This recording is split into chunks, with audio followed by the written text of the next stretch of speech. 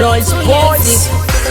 Usatamane moto mwanangu kuti unocha, usawanze kupenda penda nechiwe unoenda.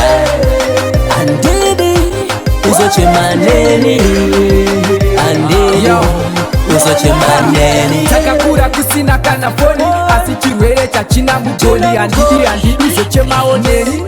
Ndoda uchembelese yiwa kunzi sekuru unezi zukuru. Yakabva mukurerwa nzombe huru, akuba yakazani ndeu wako. 1, 2, 3 ndevako, vasikana vawadira runako. Mari anayo hanzi ndokuyako, vakuru vakatika mhembe rudzi. Takadya mbudzi ndotopedza rudzi.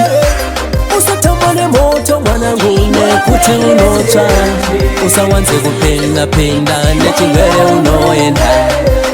Andidi uzoche maneni, andidi uzoche maneni.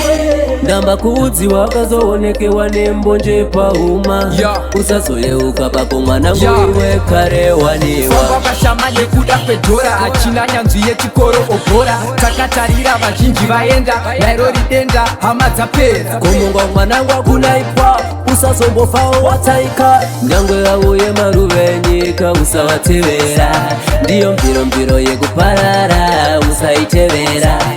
Ukatamba nemoto hautadze kuta, asi dzochema kanhuza tunja. Usatamane moto mwanangu kuti unocha, usawanze kupenda penda nechiwe unoenda.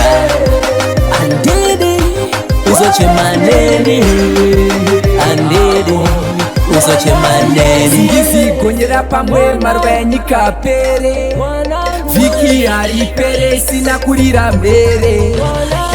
Pesu yako yawaita, zvechiwa mwanangu unokita, ndizvo zvinhu zvatazvazoita mwanangu nterere. Masofa panze yakunge staira, mere ikarira azvichashamisa. Mandara kuchina, majaya apera, ukwa kusi kungwara, iwe edzichikara, ziva usati warwara. Usatamane moto mwanangu kuti unocha, usawanze kupenda penda nechiwe unoenda. Andidi uzoche maneni, andidi uzoche maneni.